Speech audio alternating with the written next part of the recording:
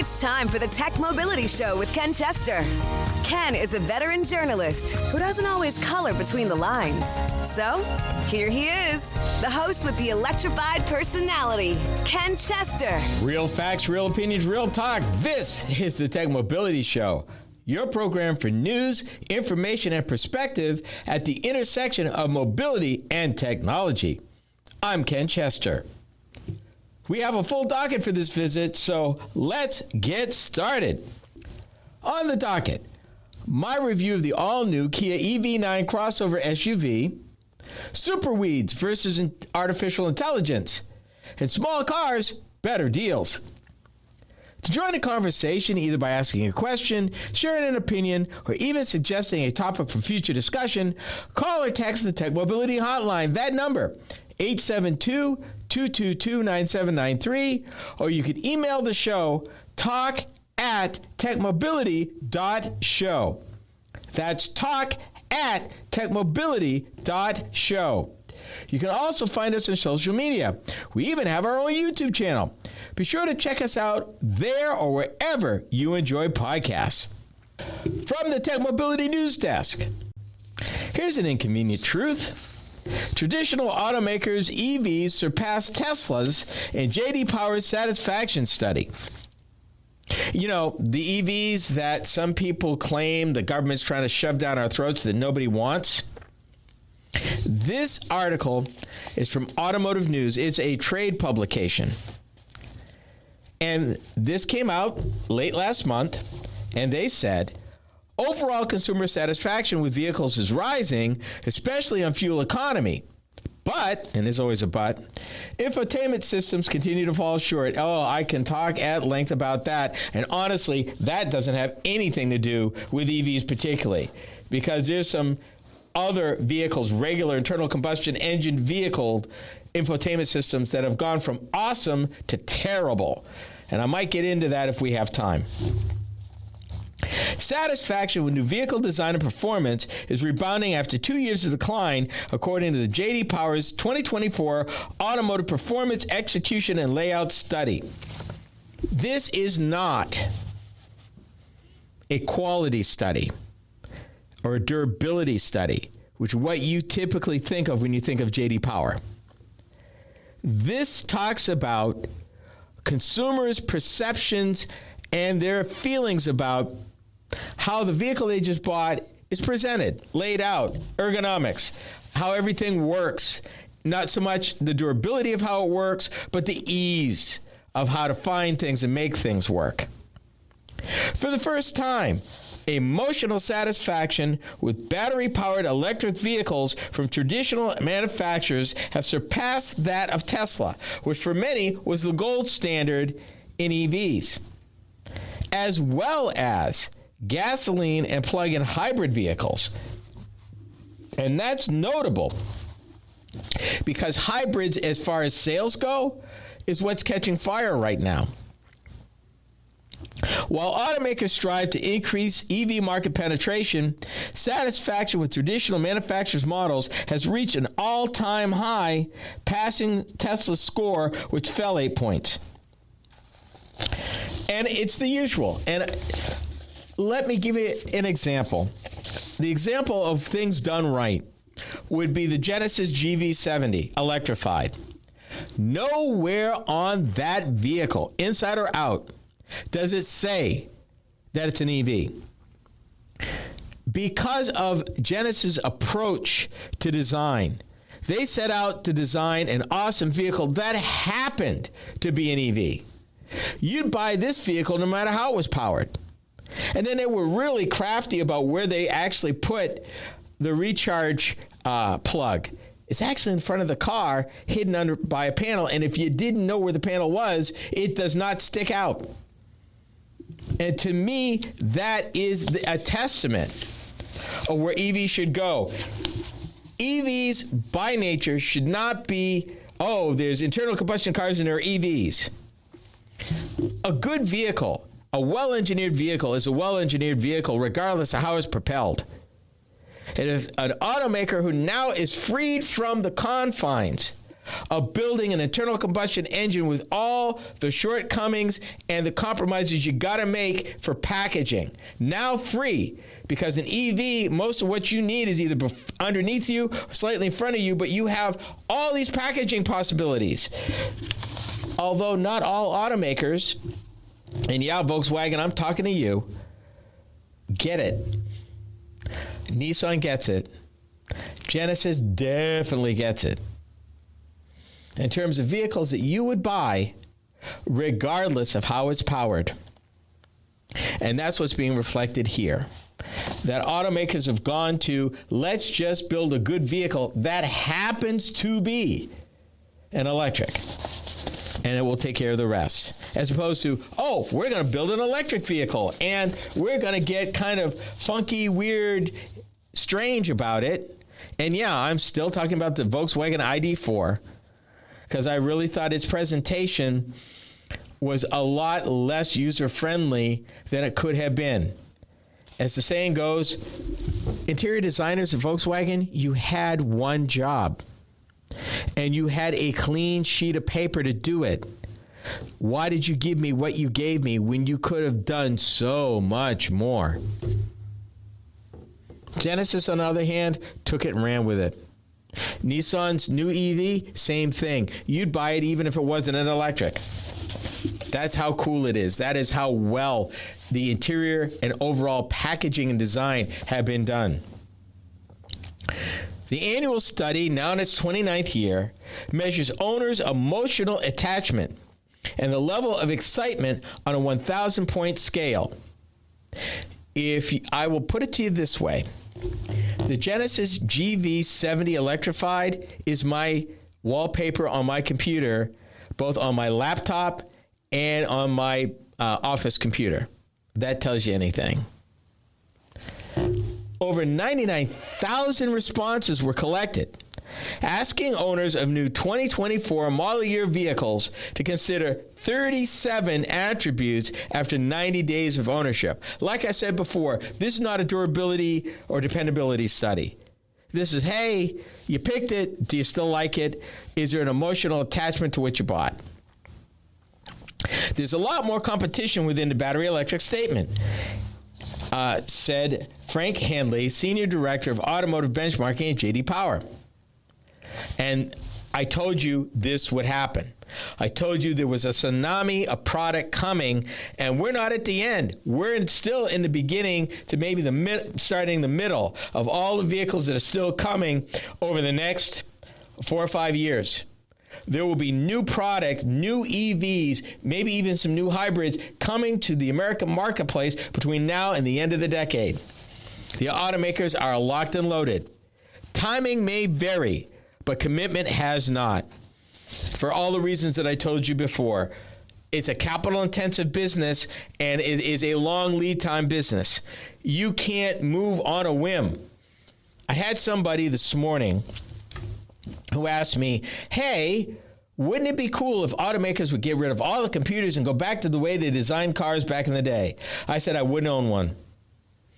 Said vehicles nowadays are more dependable, reliable, they're more efficient, they're safer because of all those computers. But, and even if automakers wanted to, they couldn't. Federal law, global regulations regarding emissions, regarding how things are made and controls and all of this has prevented them. EPA fuel economy. And Europeans have something similar that target fuel economy standards. So they couldn't go back even if they wanted to, and they had to get more efficient in a cost-effective way. They call this study the J.D. Power Appeal Study, which is short for Automotive Performance, Execution, and Layout. Of the 99,000 responses in the premium segment, the owners that have the most emotional attachment, really not a big surprise, Porsche. Number 2, Jaguar. Number 3, BMW. Number 4, Mercedes-Benz. Number 5, Lincoln. And number 6, which is above the segment average, Genesis. Interesting. Expensive European cars. Not surprised. Mass market, top, Mini, Ram, Kia, Hyundai, GMC, top 5. 3 more above segment average, Volkswagen, Buick, and Chevrolet. Interesting to note, the vehicles that are at the top of the list that have the most appeal have other challenges. So I'm wondering what's going on there. Overall, the premium brands do better than mass market brands. Gee, what a surprise. You're paying more, you're more committed to it, and it's more of a choice. It is more of a choice than a necessity when you get into a premium brand. But Porsche. Next is my review of the all-new large Kia EV9, their flagship EV. You are listening to the Tech Mobility Show. Are you tired of juggling multiple apps and platforms for meetings, webinars, and staying connected? Look no further than AONmeetings.com, the all-in-one browser-based platform that does it all. With AON Meetings, you can effortlessly communicate with clients, host virtual meetings and webinars, and stay in touch with family and friends, all in one place and for one price. Here's the best part. You can enjoy a 30-day free trial. It's time to simplify your life and boost your productivity. AONmeetings.com, where innovation meets connection. Get started today and revolutionize the way you communicate. Social media is the main place to be these days, and we are no exception. I'm Ken Chester, the Tech Mobility Show. If you enjoy my program, then you will also enjoy my weekly Facebook videos. From my latest vehicle reviews to timely commentary of a variety of mobility and technology-related topics, these short features are designed to inform and delight you. Be sure to watch, like, and follow us on Facebook. You can find us by typing the Tech Mobility Show in the search bar. Be sure to subscribe to our Facebook page. Social media is the place to be these days, and we're no exception. I'm Ken Chester of the Tech Mobility Show. If you enjoy my program, then you will also enjoy my weekly Instagram videos.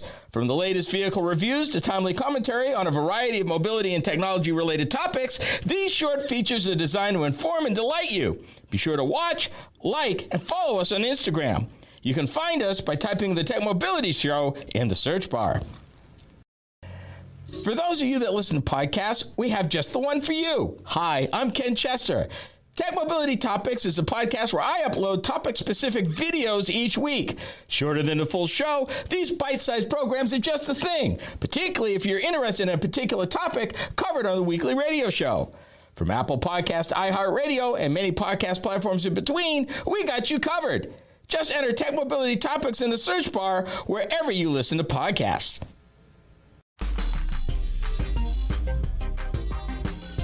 Introducing the 1998 Kia Sportage. Swamp tours. Sounds like fun. Welcome to the swamp. Hey! That got your mojo going, huh? We're looking for that big bad alligator right now. Alligator, where you at, baby? Here's a shortcut. Who needs roads? Tastes just like chicken. Hello there, what y'all doing? Try it, honey. The 1998 Kia Sportage. It'll get your mojo going, starting at under $15,000. Under $15,000.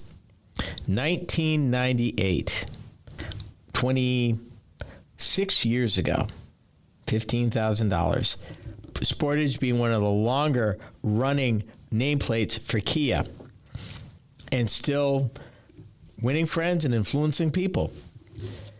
For 2024, Kia continues its winning ways.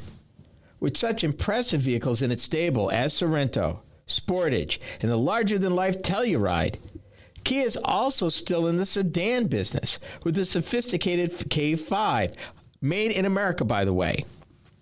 The Korean nameplate even offers an minivan-like vehicle that identifies as a multi-purpose vehicle. And it's also important to note that many of its gasoline-powered models also offer a hybrid option.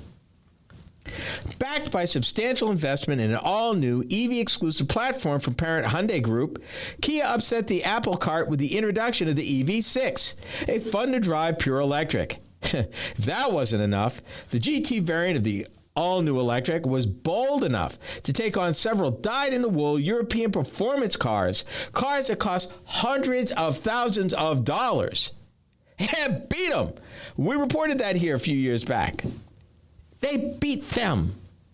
The Kia EV6 GT. Now comes Kia with its latest inspiration, the all-new EV9. a battery electric mid-size crossover SUV.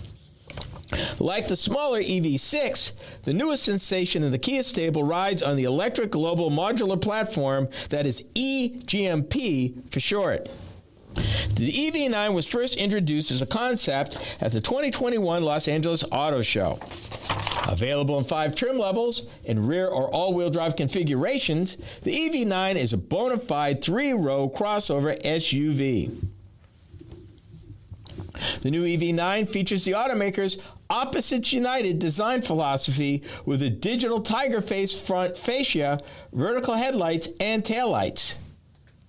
Base power for the EV9 is produced via a single electric motor mounted on the rear axle that generates 215 horsepower and 258 foot-pounds of torque. Notice that I said rear-wheel drive. That is the default entry-level model, which is very different from the way automakers have been going, introducing EVs going front-wheel drive. Kia went rear drive. Intermediate models deliver 201 horsepower and 258 foot-pounds of torque, still rear-wheel drive, and that is an electric motor mounted on the rear axle, so we're clear.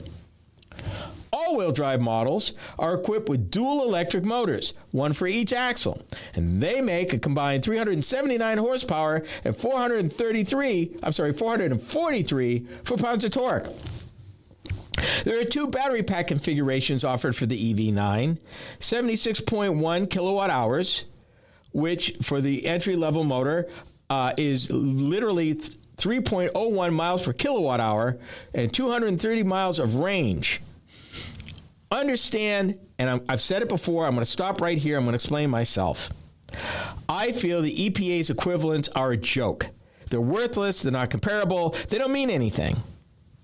The reason why I talk about miles per kilowatt hour, it's like miles per gallon. Consider your battery pack your gas tank. Consider the size of your battery pack, the amount of energy you have, just like so many gallons in a gas tank. What you need to know, what you want to know, is how efficient is this vehicle at using that power, so I can compare apples to apples. By comparison, just so you understand, the most efficient vehicle on the road right now is the Lucid Air. It has a range of over 500 miles, EPA certified, and it gets 5 miles per kilowatt hour. By comparison, the base model single motor rear drive Kia EV9 gets a little over 3. That's what I want you to know. For the larger pack, 99.8 kilowatt hours, it's 3.05 miles per kilowatt hour, or 304 miles of range on the single rear motor. For the dual motor, still the same large 99.8 kilowatt hour pack, it drops to 2.8 miles per kilowatt hour, or 280 miles of range for the dual motor.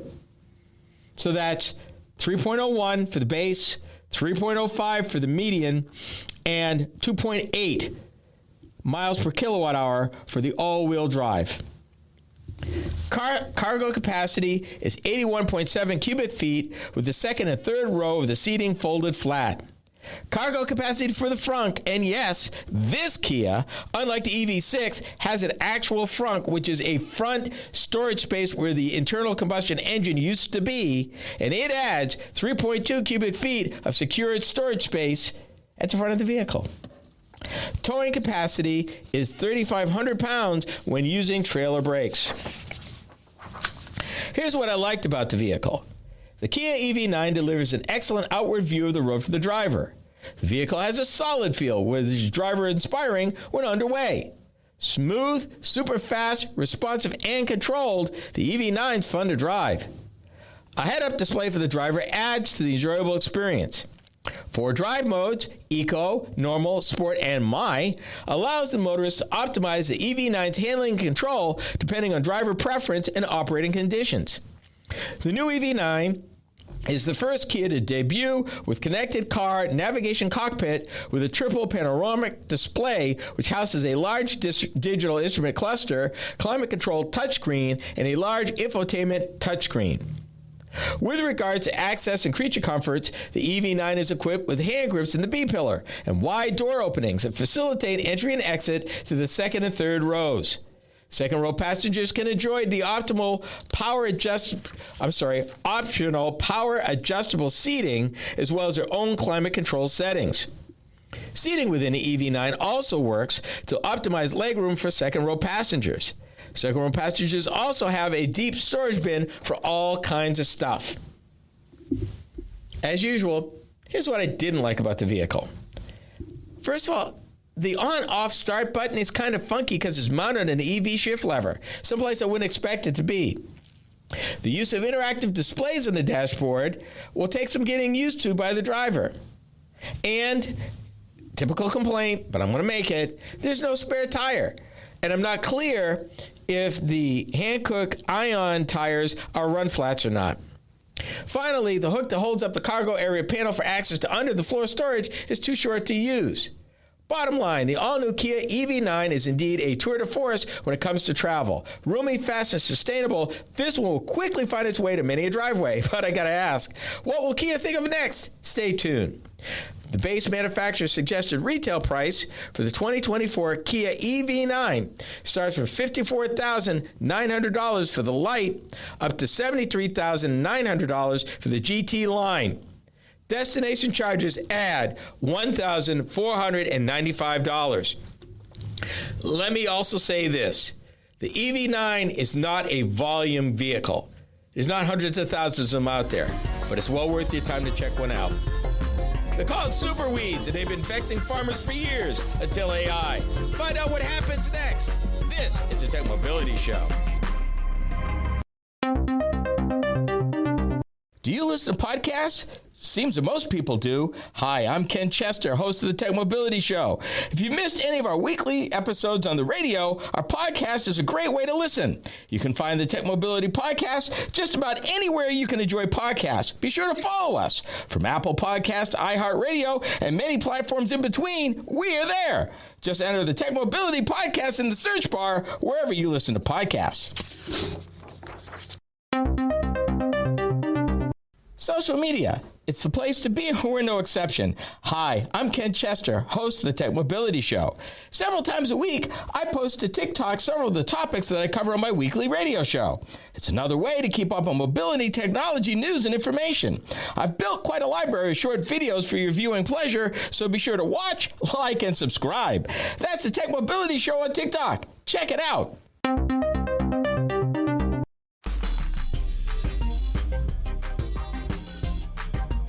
Farmers are aiming to add a high-tech tool in their never-ending battle against weeds: artificial intelligence.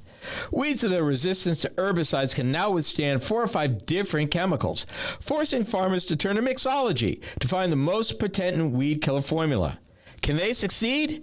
This is Topic B. Mixology. Kind of something that you would think that you would find in a bar and a mixologist mixing up specialty drinks for your enjoyment and your amusement. Farmers are now in that situation trying to come up with the right combination of chemicals that will stop weeds that for years they were able to hold in check with regular commercial weed killers, that now these same weeds are proving resistant to these weed killers. Farmers have been losing ground in a decades-long fight against these intruding plants that have developed resistance to many go-to chemical sprays. The world's biggest agriculture companies, including Bayer, Corteva, BASF, and Syngenta, say the clock is ticking on efforts to develop new chemicals to keep the weeds and other pests such as fungi and insects at bay. To give you some context, it's been over 30 years since anybody's introduced a truly new weed killer. That they've been tweaking what they've been producing for the last few years. The problem is what they're doing isn't working anymore. Bayer and rivals like Corteva and Syngenta are turning to AI, and they say that these systems are helping speed up lengthy, complicated, and costly process of bringing new chemicals to market. We all know the process to bring medicines to market. It takes years, 3 levels of human trials. A lot can go wrong, and often does, so that only a fraction of those medicines that they think are promising ever make it to a level of FDA consideration and application for approval. And still smaller numbers actually get approved for actual use by the FDA. We're talking tens, 20 years, billions with a B of dollars. That's just for medicines. You realize a similar challenge goes on in developing new chemicals for farming, herbicides, fungicides, insecticides. Pesticide development can be more complicated than discovering medical drugs. You need to be able to kill one kind of plant without killing other kinds of plants, but without harming fish, insects, birds. And it also needs to break down in the atmosphere. The chances of getting that right without a computer, without AI, vanishingly small. What they're trying to do now, in addition to finding chemicals that will work against these intrusive species, is leaning on AI to help analyze and screen chemical molecules that can help shrink the process down about 2 or 3 months in development, not testing, just development, and predict possible toxicity problems earlier in the development process. That being toxic to humans, being toxic to pets, being toxic to the atmosphere. Because imagine, you need to develop a chemical that will kill a specific plant, break down, not affect anything else, and be relatively harmless to everything else, and not be, resident in the soil beyond a season. Used to be, and it was an issue, less of an issue these days, but it used to be an issue here in Iowa with our row crops, of what we call overspray. That a farmer may be spraying for soybeans in a particular weed in one field. The overspray goes into a cornfield that's now susceptible, and some of those plants that are totally healthy get killed because of overspray. Used to be a big problem. But chemical companies spending billions of dollars and taking upwards of 15 to 20 years to develop a new herbicide. It's not easy because they have this extra challenge that they have to go through, unlike medicines. Let me give you an example. Monsanto, they developed, and they were really the last ones to develop a new herbicide, or herbicide, 30 years ago. It's called, they're Roundup. And they started selling soybean seeds that were genetically modified to withstand glyphosate, an herbicide that kills weeds by halting their internal protein production.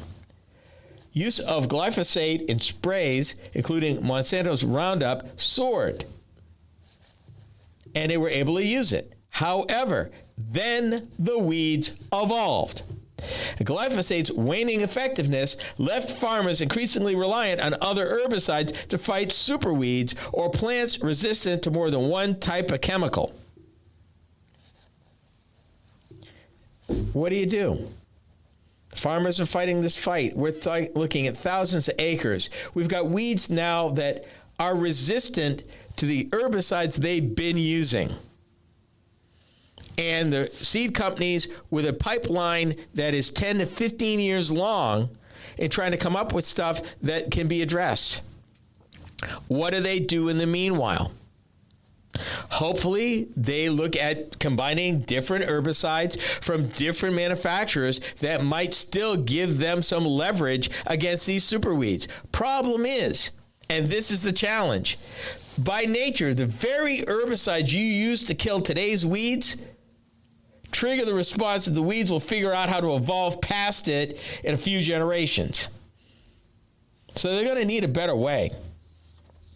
And this is an ongoing battle. It's an ongoing battle for the seed companies. It's an ongoing battle for the herbicide companies. It's an ongoing battle for a farmer looking at what should I buy next year that will guarantee me a successful crop. Do I need to consider corn or soybeans, which are the prevalent row crops in Iowa, that are resistant to a certain type of weed And is that resistance going to be enough, or do I need a different chemical in addition to my resistant seeds that I'm buying? And if so, which kind? And is that uniform across all of my land? Because you've got different land, different soil attributes, different situations depending on your field.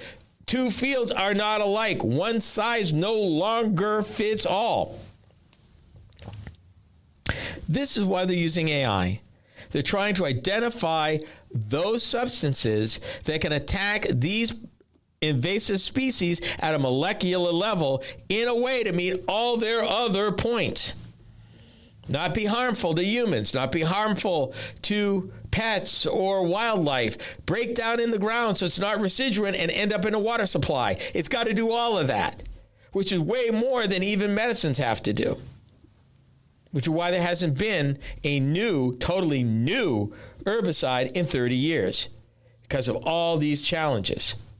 Will AI be the magic bullet? Will it help them find what they need to find to stay competitive and come out with something new? They've got some stuff promising in the pipeline right now. All we can do is hope. But they've got a tall order. And the question is, even if they do figure it out, will farmers be able to afford it?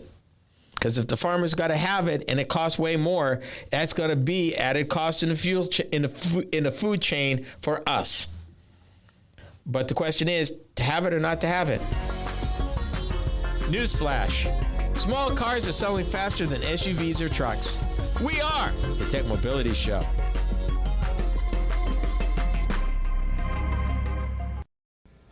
To learn more about the TechMobility Show, start by visiting our website. Hi, I'm Ken Chester, host of the TechMobility Show. The website is a treasure trove of information about me and the show, as well as where to find it on the radio across the country. Keep up with the happenings at the TechMobility Show by visiting techmobility.show. That's techmobility.show. You can also drop us a line at talk@techmobility.show. Did you know that TechMobility has a YouTube channel? Hi, I'm Ken Chester, host of the TechMobility Show. Each week, I upload a few short videos of some of the hot topics that I cover during my weekly radio program. I've designed these videos to be informative and entertaining. It's another way to keep up on current mobility and technology news and information. Be sure to watch, like, and subscribe to my channel. That's the TechMobility Show on YouTube. Check it out. Are you tired of juggling multiple apps and platforms for meetings, webinars, and staying connected? Look no further than AONmeetings.com, the all-in-one browser-based platform that does it all. With AON Meetings, you can effortlessly communicate with clients, host virtual meetings and webinars, and stay in touch with family and friends, all in one place and for one price. Here's the best part. You can enjoy a 30-day free trial. It's time to simplify your life and boost your productivity. AONmeetings.com, where innovation meets connection. Get started today and revolutionize the way you communicate. Social media is the place to be these days, and we're no exception. I'm Ken Chester of the TechMobility Show. If you enjoy my program, then you will also enjoy my weekly Instagram videos. From the latest vehicle reviews to timely commentary on a variety of mobility and technology-related topics, these short features are designed to inform and delight you. Be sure to watch, like, and follow us on Instagram. You can find us by typing the TechMobility Show in the search bar.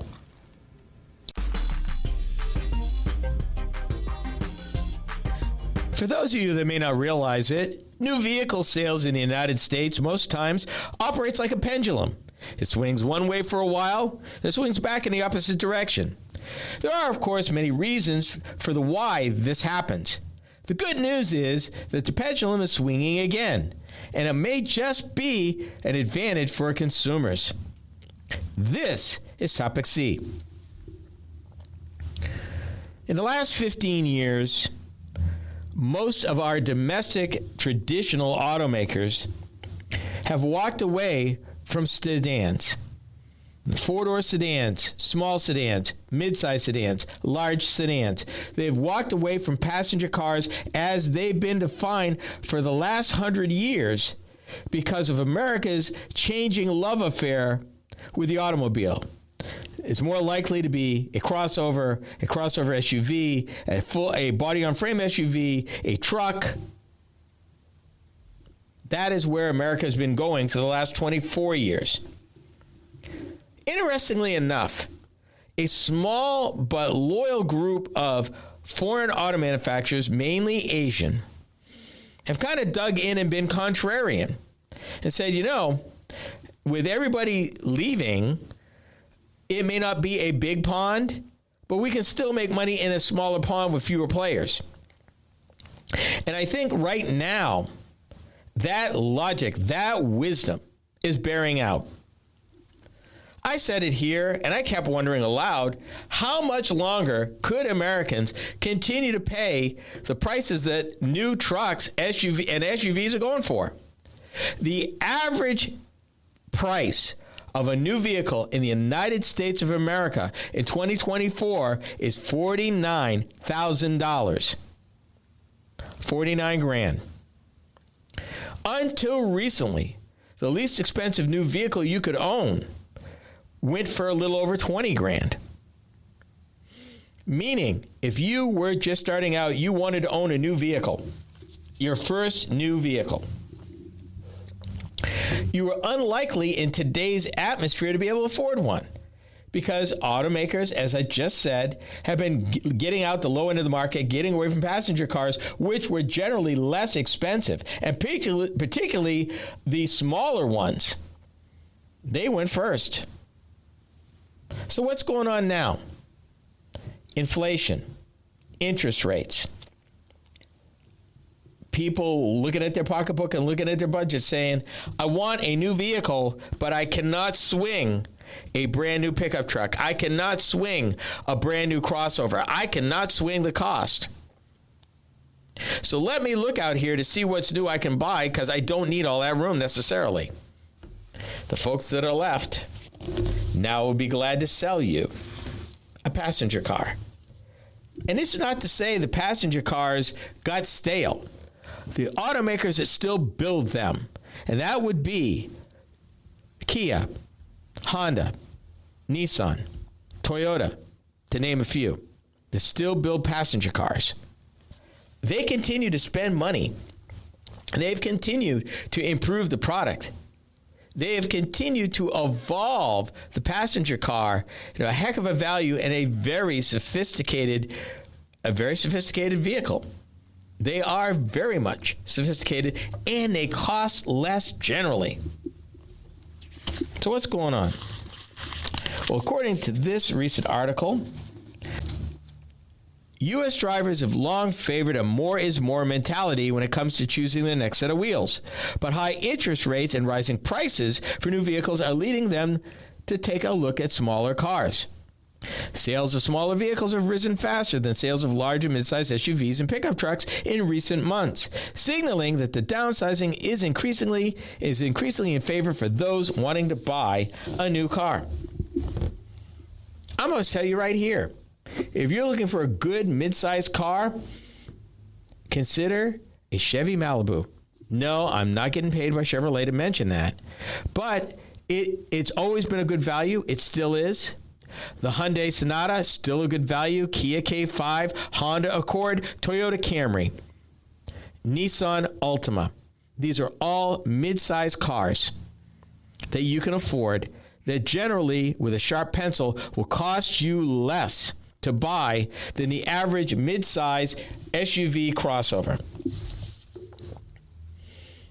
If you are particularly prepared, you might be able to still find these 1 or 2 years old and save even more. These cars are no slouch. Now, yes, the last time that the Malibu had been updated was 2016. So it is long in the tooth, but it's still a solid value.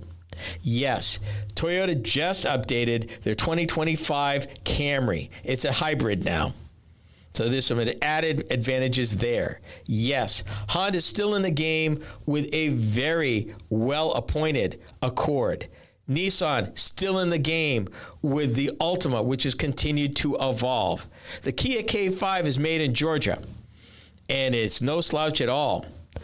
And I believe, and I'd have to double check, but I believe the Hyundai Elantra is still being made. And if it is, That is the next size down, well worth your time. And if it's not, buying it used, still worth your time. I knew that at some point there was going to be a tipping point where America said, you know what? This is too much money. I have reviewed too many pickup trucks that go for $70,000 and $80,000 that are what they consider main mass market vehicles. You can only pay so much. And if your budget is getting pinched at home and you're looking at all that shiny steel on the lot and you're going, just putting that in my driveway just so it can be there, not so much. Here's another bombshell for you. If you're really looking to save money, you know what you could buy and get a win-win right now? A used EV, a used hybrid. Better economy, lower price. Something to look at if you're looking for all the luxuries and trying to get modern. Maybe even a little bit less than a brand new, smaller car. This is a thing happening right now.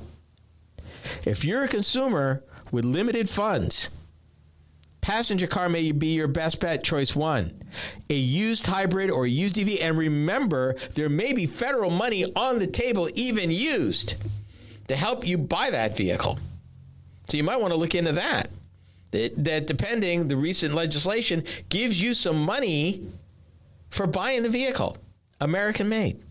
Imagine that. And I'm talking about EVs.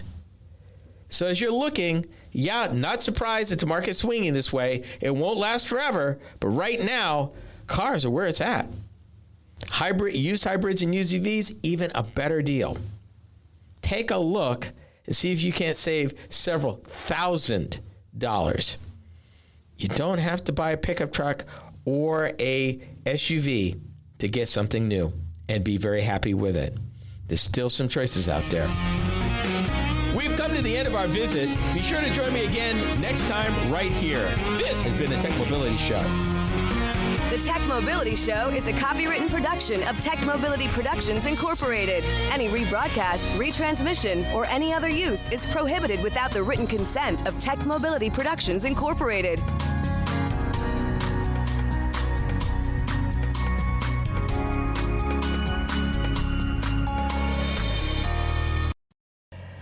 For those of you that listen to podcasts, we have just the one for you. Hi, I'm Ken Chester. TechMobility Topics is a podcast where I upload topic-specific videos each week. Shorter than the full show, these bite-sized programs are just the thing, particularly if you're interested in a particular topic covered on the weekly radio show. From Apple Podcast, iHeartRadio, and many podcast platforms in between, we got you covered. Just enter TechMobility Topics in the search bar wherever you listen to podcasts. Social media. It's the place to be. We're no exception. Hi, I'm Ken Chester, host of the TechMobility Show. Several times a week, I post to TikTok several of the topics that I cover on my weekly radio show. It's another way to keep up on mobility, technology, news, and information. I've built quite a library of short videos for your viewing pleasure, so be sure to watch, like, and subscribe. That's the TechMobility Show on TikTok. Check it out. To learn more about the TechMobility Show, start by visiting our website. Hi, I'm Ken Chester, host of the TechMobility Show. The website is a treasure trove of information about me and the show, as well as where to find it on the radio across the country. Keep up with the happenings at the TechMobility Show by visiting techmobility.show. That's techmobility.show. You can also drop us a line at talk@techmobility.show. Do you listen to podcasts? Seems that most people do. Hi, I'm Ken Chester, host of the TechMobility Show. If you missed any of our weekly episodes on the radio, our podcast is a great way to listen. You can find the TechMobility Podcast just about anywhere you can enjoy podcasts. Be sure to follow us. From Apple Podcasts, iHeartRadio, and many platforms in between, we are there.